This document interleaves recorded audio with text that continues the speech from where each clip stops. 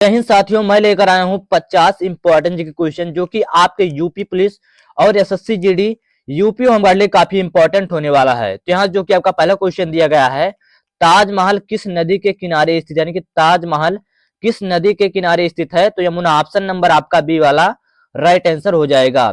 चलिए आपका दूसरा क्वेश्चन दिया गया है। दूसरा क्वेश्चन आपका दिया गया है, भारत का राष्ट्रीय पशु कौन सा, यानी कि भारत का राष्ट्रीय पशु कौन सा है।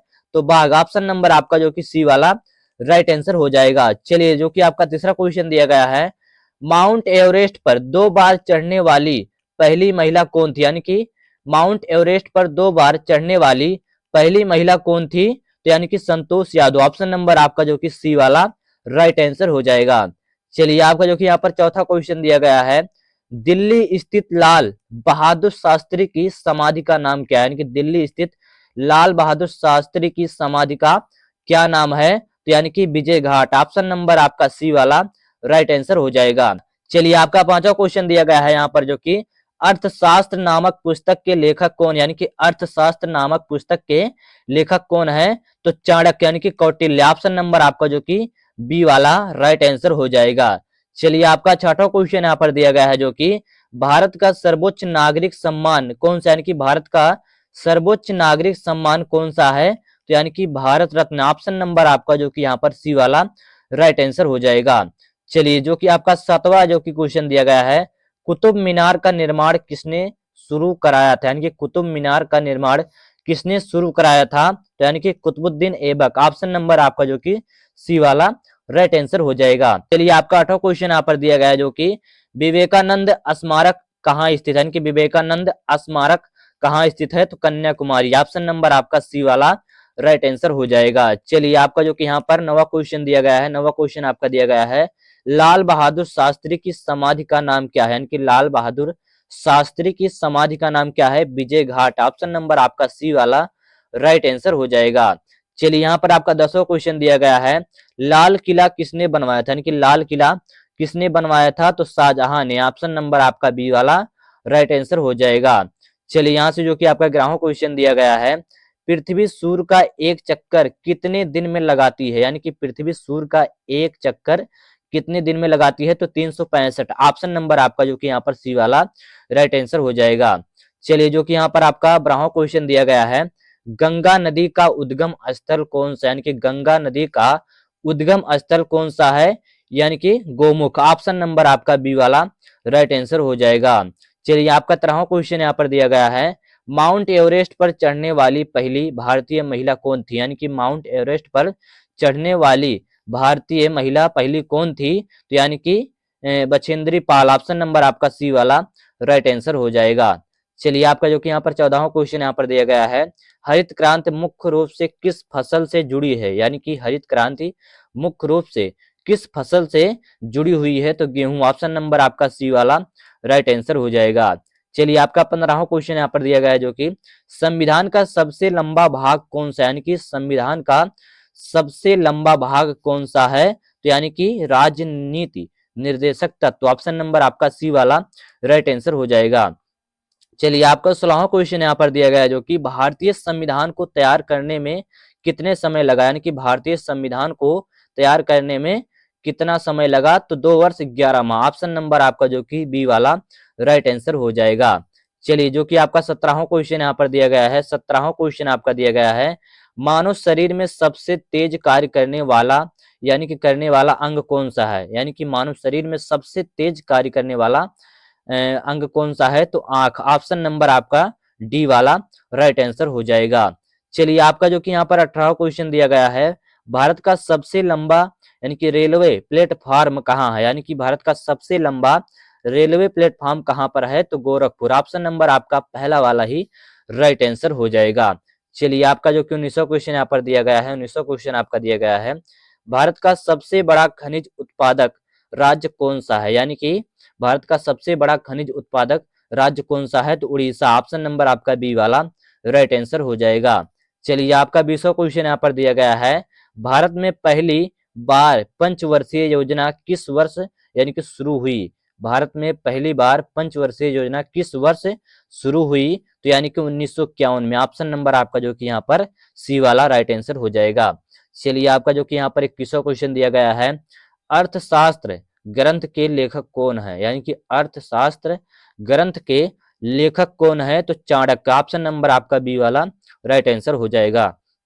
चलिए आपका 22वां क्वेश्चन यहाँ पर दिया गया है, भारतीय संविधान की भाषा किस यानी कि अनुसूची में है, भारतीय संविधान की भाषा किस अनुसूची में है, तो यानी कि आपका बी वाला राइट आंसर, यानी कि 8वीं जो आपका है राइट आंसर हो जाएगा।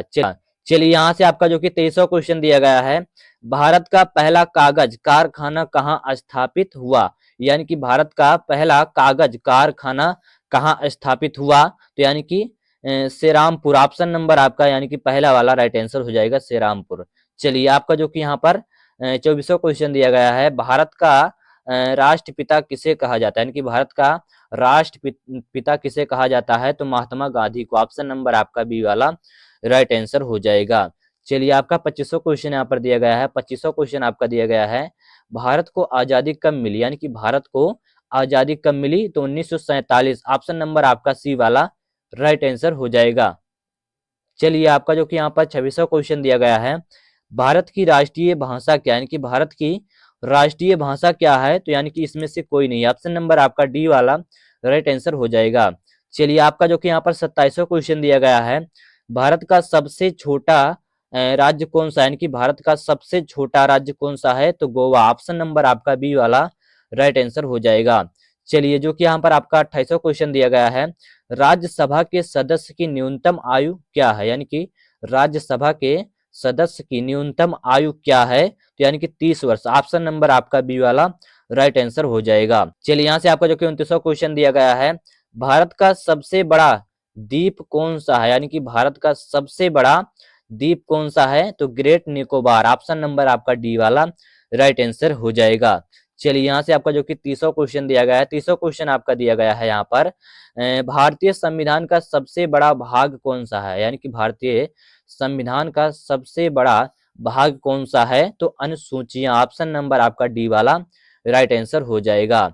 चलिए आपका 31वां क्वेश्चन यहाँ पर दिया गया है, जो कि भारतीय संविधान में कुल कितने अनुच्छेद हैं, यानी कि भारतीय संविधान में कुल कितने अनुच्छेद हैं, यानी कि भारतीय संविधान में कुल कितने अनुच्छेद हैं, तो यानी कि 448। ऑप्शन नंबर आपका बी वाला राइट आंसर हो जाएगा। चलिए आपका 32वां क्वेश्चन यहाँ पर दिया गया है, मौलिक अधिकार किस भाग में है, यानी कि मौलिक अधिकार किस भाग में है, तो भाग 3। ऑप्शन नंबर आपका बी वाला राइट आंसर हो जाएगा। चलिए यहाँ से आपका 33वां क्वेश्चन दिया गया है, जो कि भारत का पहला उपराष्ट्रपति कौन था, यानी कि भारत का पहला उपराष्ट्रपति कौन था, तो राधा कृष्णन। ऑप्शन नंबर आपका जो कि यहाँ पर बी वाला राइट आंसर हो जाएगा। चलिए यहाँ से आपका जो कि 34वां क्वेश्चन दिया गया है, भारत में सबसे बड़ी जनजाति कौन सी है, यानी कि भारत में सबसे बड़ी जनजाति कौन सी है, तो ऑप्शन नंबर पहला भील जो आपका है राइट आंसर हो जाएगा। चलिए आपका 35वां क्वेश्चन दिया गया है, भारत का सबसे बड़ा उद्योग कौन सा है, यानी कि भारत का सबसे बड़ा उद्योग कौन सा है, तो कपड़ा उद्योग। ऑप्शन नंबर आपका बी वाला राइट आंसर हो जाएगा।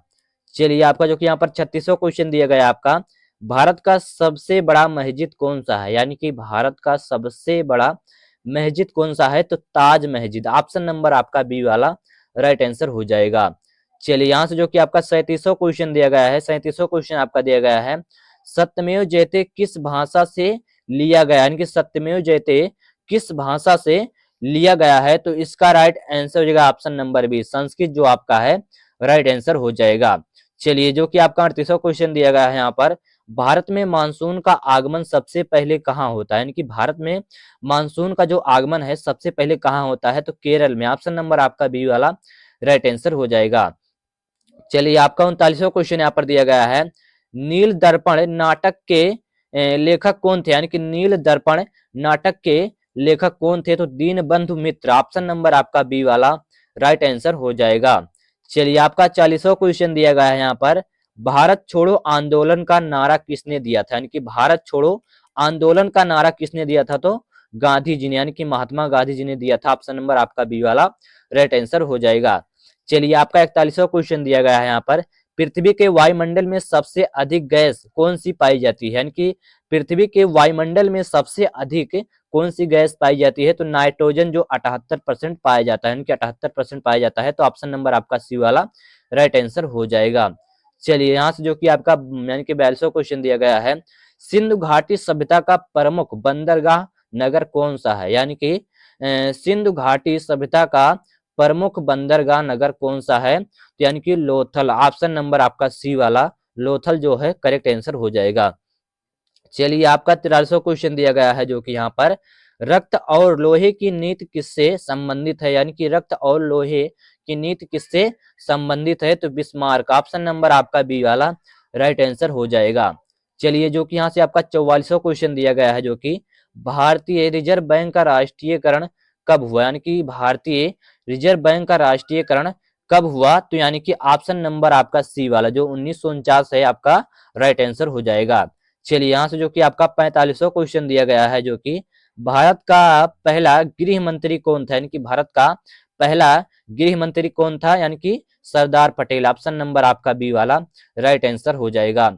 चलिए यहाँ से जो कि आपका 46वां क्वेश्चन दिया गया है, भारत का सबसे बड़ा पशुपालन राज्य कौन सा है, यानी कि भारत का सबसे बड़ा पशुपालन राज्य कौन सा है, तो उत्तर प्रदेश। ऑप्शन नंबर आपका बी वाला राइट आंसर हो जाएगा। चलिए यहाँ से जो कि आपका 47वां क्वेश्चन दिया गया है, मानव शरीर में सबसे बड़ी ग्रंथि कौन सी है, यानी कि मानव शरीर में सबसे बड़ी ग्रंथि कौन सी है, तो यकृत। ऑप्शन नंबर आपका बी वाला राइट आंसर हो जाएगा।